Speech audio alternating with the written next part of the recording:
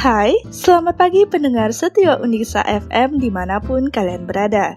Jumpa lagi nih dengan aku Listia di siaran TP Keren.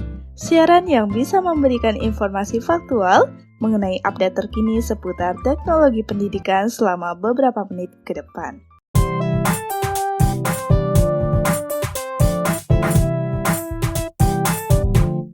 Pagi yang cerah ini, udah pada produktif belum? Buat yang lagi beraktivitas, tetap semangat menjalani hari ini, dan yang masih rebahan di kamar, yuk produktif dengan melakukan kegiatan-kegiatan bermanfaat. Oke, kali ini informasi yang akan aku sampaikan masih tentang media audio atau radio part 3. Gimana nih?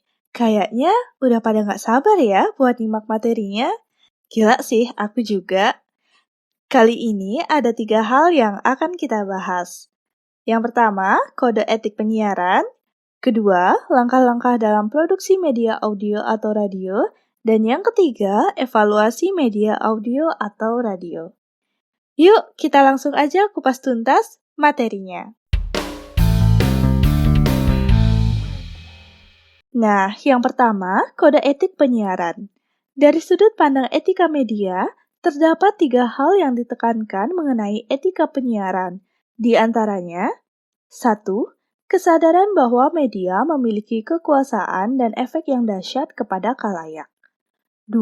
Menjaga keseimbangan antara kebebasan ekspresi dan tanggung jawab media terhadap khalayak. Dan ketiga, dampak negatif media dapat dihindari. Menurut Haryat Moko 2007. Oke, kita lanjut pada pembahasan kedua ya. Langkah-langkah dalam produksi media audio atau radio. Langkah-langkah ini dibagi menjadi 3 bagian.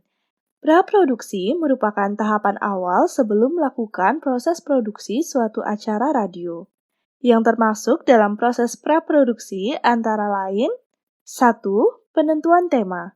Tema yang diangkat di sini harus berpotensi menarik perhatian pendengar, agar mereka terus mengikuti program yang disiarkan. 2.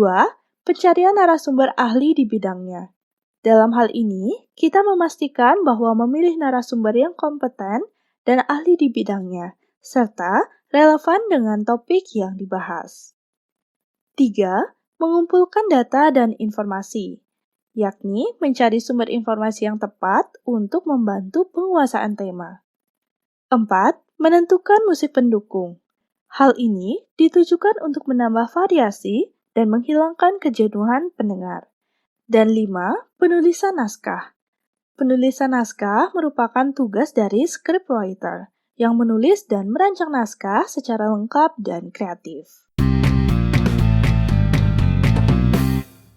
Kemudian dilakukan tahap produksi. Tahap ini merupakan proses produksi berdasarkan karakteristik radio guna meningkatkan mutu suatu produk acara radio. Dalam proses produksi suatu program, ada 2 cara yang bisa digunakan. Yang pertama, live atau siaran langsung. Kedua, tapping atau rekaman. Setelah melalui tahap produksi, maka selanjutnya pasca produksi.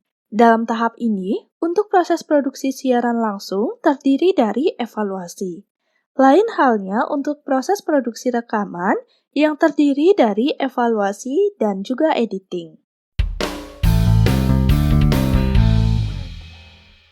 Masih seru aja nih ya pembahasan kita mengenai media audio atau radio. Yang terakhir, kita akan membahas evaluasi media audio atau radio.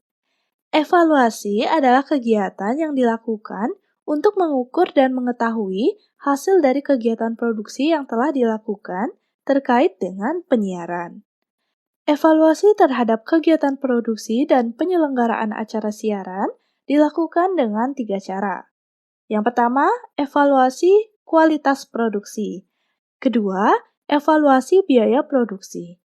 Dan yang ketiga, evaluasi khalayak.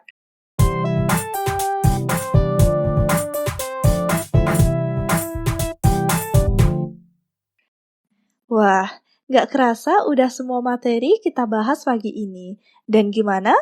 Pastinya seru dong ya? Nah, segitu dulu untuk pembahasan materi kita hari ini.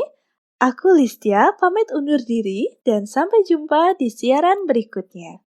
Bye-bye!